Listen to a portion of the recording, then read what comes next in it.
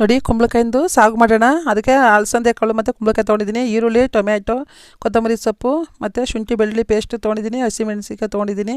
ಈಗ ರುಬ್ಬೋದಕ್ಕೆ ತೆಂಗಿನಕಾಯಿ, ಹಸಿಮೆಣಸಿನ್ಕಾಯಿ, ಕೊತ್ತಂಬರಿ ಸೊಪ್ಪು, ಶುಂಠಿ ಬೆಳ್ಳುಳ್ಳಿ ಹಾಕೊಳ್ಳೋಣ, ಸ್ವಲ್ಪ ನೀರು, ಸ್ವಲ್ಪ ಸಾಂಬಾರು ಪೌಡ್ರ್ ಹಾಕಿ ರುಬ್ಕೊಳ್ಳೋಣ. ಈಗ ಒಲೆ ಮೇಲೆ ಒಂದು ಬಾಣಲಿ ಇಟ್ಟು ಅದಕ್ಕೆ ಸಾಸಿವೆ ಜೀರಿಗೆ ಹಾಕ್ಬಿಟ್ಟು ಸ್ವಲ್ಪ ರುಬ್ಬಿರೋದು ಹಾಕ್ಬಿಟ್ಟು ಕರಿಬೇವು ಸೊಪ್ಪನ್ನು ಹಾಕಿ ಒಗ್ಗರಣೆ ಮಾಡೋಣ. ಜೊತೆಗೆ ಕಟ್ ಮಾಡಿರೋ ಕುಂಬಳಕಾಯಿ ಮತ್ತು ಅಲಸಂದೆ ಕಾಳು ನೆನೆಸಿಟ್ಟಿದ್ವಲ್ಲ ಅದನ್ನು ಕೂಡ ಹಾಕೊಂಡು ಫ್ರೈ ಮಾಡೋಣ.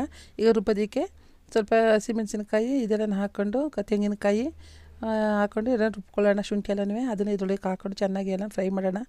ಇದೇ ರೀತಿ ನನ್ನ ಚಾನಲ್ಗೆ ಸಪೋರ್ಟ್ ಮಾಡಿ, ಎಲ್ಲ ವೀಡಿಯೋಗಳನ್ನು ನೋಡಿ ಲೈಕ್ ಮಾಡಿ, ಶೇರ್ ಮಾಡಿ. ಸ್ವಲ್ಪ ನೀರನ್ನು ಕೂಡ ಸೇರಿಸ್ಕೊಳ್ಳೋಣ. ಇವಾಗ ಸ್ವಲ್ಪ ಸಾಲ್ಟ್ ಹಾಕ್ಕೊಳ್ಳೋಣ. ಈಗ ಇದು ರೊಟ್ಟಿ ಜೊತೆಲಿ ಸಾಗು ತಿನ್ನೋಕ್ಕೆ ಚೆನ್ನಾಗಿರುತ್ತೆ, ಮತ್ತು ಚಪಾತಿ ರೊಟ್ಟಿಗೆಲ್ಲ ತುಂಬ ಚೆನ್ನಾಗಿರುತ್ತೆ. ಇಷ್ಟಪಡ್ತೀನಿ. ಸ್ವಲ್ಪ ಚಿಕನ್ ಮಸಾಲೆ ಹಾಕೊಂಡ್ರೆ ಸ್ವಲ್ಪ ಟೇಸ್ಟ್ ಇನ್ನೂ ಡಿಫ್ರೆಂಟಾಗಿ ಚೆನ್ನಾಗಿ ಬರುತ್ತೆ. ಇದೇ ರೀತಿ ನನ್ನ ಚಾನಲ್ಗೆ ಸಪೋರ್ಟ್ ಮಾಡಿ, ಲೈಕ್ ಮಾಡಿ, ಶೇರ್ ಮಾಡಿ friends. Thank you very much.